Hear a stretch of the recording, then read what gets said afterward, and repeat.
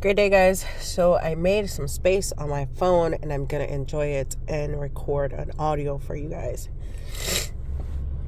Excuse my sniffling and coughing and sneezing, for I am a bit under the weather. Thus the voice, the deep voice. Just wanted to talk to you guys about life.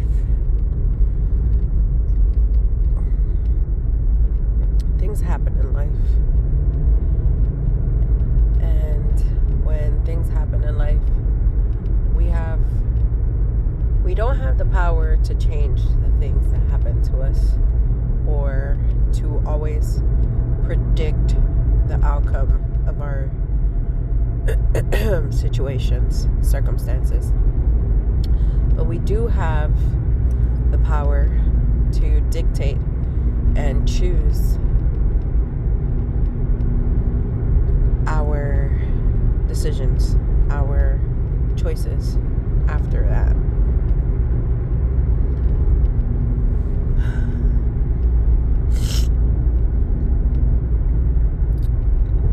God is always with us. And many times we seem to forget that. It's so easy to fall into bad habits.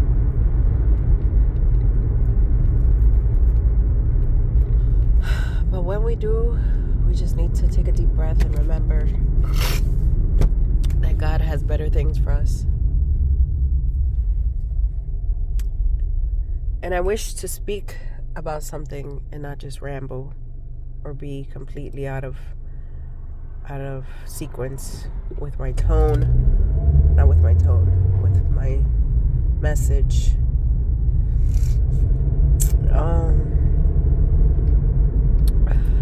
So what am I trying to say here? Every time I speak to you guys, I need to ask God to speak to me and for me to be able to understand it through the Holy Spirit and translate it to you guys in a way that it serves you well for your circumstances. So this message may not fit all, but it fits some. I have been blessed with the opportunity to work in many different places. I've been working since the age of 14. I started working at the Courtyard by Marriott with my mother in the cafe area, restaurant area, doing breakfast. She used to wake up at 4 o'clock in the morning on Saturdays and Sundays, and I used to go with her. We used to crank up the radio on Ricardo Montaner, for those of you guys who knows what that is. He's a Spanish singer, and we used to crank up the radio. My mom used to take her coffee, and we would go to the back of the hotel, say good morning, go to the back of the hotel in the cafe area, clock in, wash our hands, and start cutting the fruits. And we would do this every Saturday and Sunday. And during a hurricane, I think it was Sally, during a hurricane here in Florida, we were blessed to be working at the hotel because we actually got to stay at the hotel for free the whole entire time. And we made great money because we were working every day. Plus we were staying there for free. And that was awesome. While a lot of people were living in power outage and many houses got their roof blown away and a lot of things happened, we were blessed enough to be at the hotel where we barely felt anything. And that was one of the most memorable years of my life. And that was my first year working. Then afterwards, I went on to work at Winn-Dixie as a cashier. Not long after, I became pregnant at 16 years of age. Had my daughter at 17 and continued to work.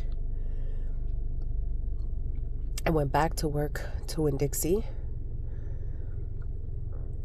And then shortly after went to work at Flanagan's as a hostess.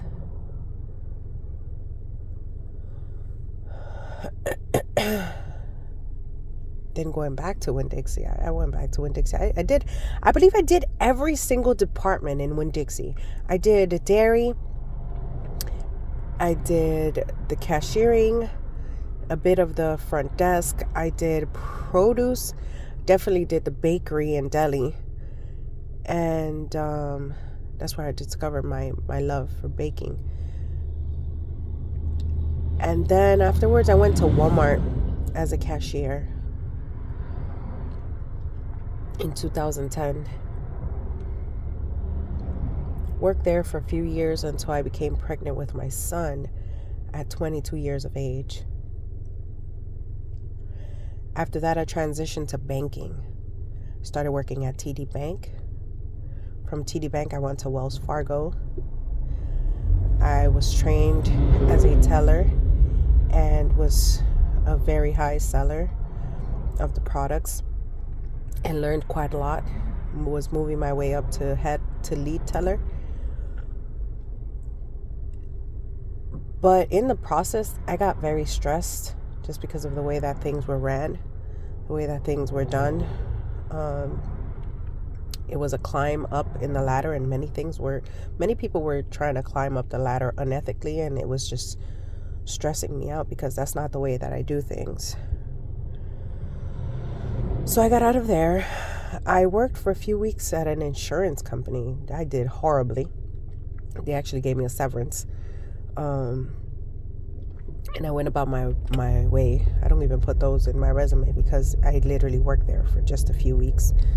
I knew nothing about the business. I knew finance, but I didn't know anything about selling insurance. And I've never been a strong salesperson. I've never been able to shove a product down people's throat. I did great at the banking because of the fact that I cared mostly about people. I care mostly about people's needs, but I've also been a bit of an introvert my whole life. So take being an introvert and sales, and it's not a very good mix. Something I've wanted to do is break out of my shell more. So after Wells Fargo, where did I go? After Wells Fargo, I went to Publix. No, did I? No. After Wells Fargo, I worked at David's Bridal in the front desk area, receptionist, stuff like that, things that I was good at. Until I went to nursing school. And while in nursing school, I got my CNA. Wanted to go work for a company that was willing to only pay me $10 an hour for taking patients. And it was just insanity. It was less than I was getting paid at David's. So I just couldn't take any cases. And they were only offering come bathe this client all the way half an hour away from your house. Bathe this client for an hour and then go back to your house. And I was like, yeah, no, that's just, I'm at a loss when it comes to money if I do that. So since that didn't suit me, I just continued. I did private duty. I was actually, while I was continuing my RN in 2019, right before the pandemic, God is so good. I literally looked for a job and I found myself looking on care.com. Definitely not a commercial right now. But I found this website and I wanted to do private care because I'm like, if I'm going to take care of somebody, it's going to be on my own terms. I just can't do this whole getting $10 an hour thing for cleaning a patient and tending to them for only 1 or 2 hours and having to go home. By the time I spend my gas there and back, it's not beneficial at all, like I said. So I decided to do my own private care. I met up with a family who was amazing to me, by the way. And I started taking care of their son, who is autistic. I'm sorry. I took care of their son who has autism. Not that is autistic. That is not who he is. He has autism. Is on the autism spectrum. Correction for those who don't know that. You're not supposed to say he is autistic. You're supposed to say he has autism. It is not the client's identity. So anyway, back to what I was saying. The family offered to help me with to further my education by becoming an RBT. And then the pandemic hit and school closed. There was no school. And as we all know, the future was very bleak on what was going to happen. Were we ever going to go back on campus? What we're going to do online? And I've always been a terrible online student. Always. So I declined to going back to school at that point in time. I just wanted to make money and see what God had in plan for me. So I worked for this client, furthered my education, which I did the course. I did the course to become an RBT. Did not become an RBT for this client because I became so close to him that I did not feel that it was ethical for me to become his RBT just because of the way that RBT and documentation and the fact that we have to keep certain amount of professionalism with the family. Like, we were already very close. They knew my kids. I knew their kids, their family, and it was very much like a family setting compared to when you're on RBT. It has to be strictly business. You don't really get to become so close to the family and in a personal sense, while still maintaining a certain level of professionalism. But yeah, I've been an RBT for going on 5 years now. And that's been my career path. And I'm kind of in a place right now where I'm asking myself, do I want to go back to school for nursing? I know I don't want to work at a hospital simply because of the fact that they don't do things in a way that I would like to do things. The amount of patients that they give a nurse, the amount of stress that they put on nurses, and the things that they do, allopathic medicine versus homeopathic medicine, in my cognizant, I'm not interested. But I am interested in the first aid. I'm interested in learning how to save a life in immediate, like, emergency care. So I was thinking maybe like an EMT, although they say you see gruesome scenes of like bodies and stuff like that, not to get very graphic. So I'm not sure what I want to do. I'm not sure if I want to go and become a whole holistic doctor, or if I just want to take a whole nother path. Finances, it's something that's been calling my attentions again. And of course, I didn't even mention, before I went to go work with the family for a period of time while going to school, I was working at Publix as a cake decorator. And the reason I got to work at Publix as a cake apprentice, a decorating apprentice, is because on my own volition, I decided to take on some Wilton classes excuse me, and learn how to decorate cakes, because that was one of my dreams. At one point in my life, I would dream about making cakes like the Cake Boss.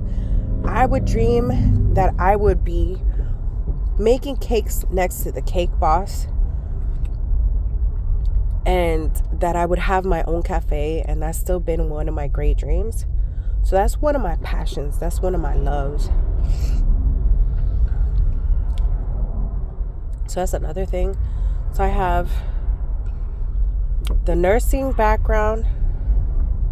I have the nursing background, the finance backgrounds, and the cake decorating background. I haven't given up on the dream of having my own cafe, so finance is something that would have to make its way into it. In order for me to own my own business, I want to first learn how to manage my money and not go into debt to open my own cafe. So finance and cake decorating would go together. And I believe finance just helps everybody with everything. So yeah, that has been my path. That has been my life, my career path. That has been where my life has gone in the last forever.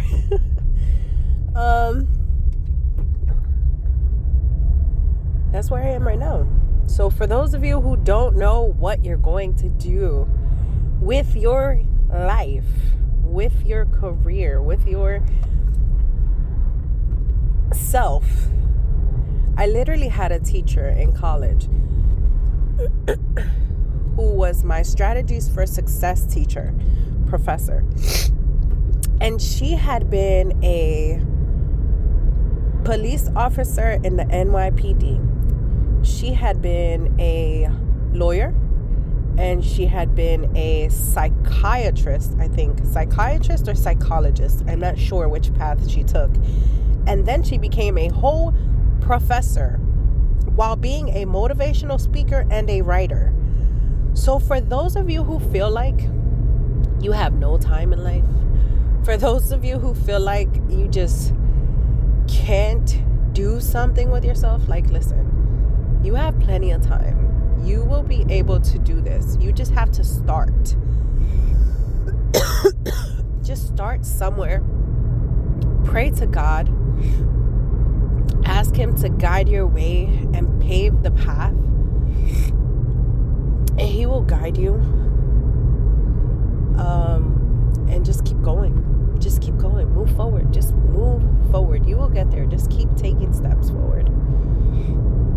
I hope this video helped somebody somewhere. If nothing else, I hope it was entertaining. Always remember that Jesus loves you. I hope you have a blessed day, evening, or night. Love you. Talk to you later. Bye. Mwah.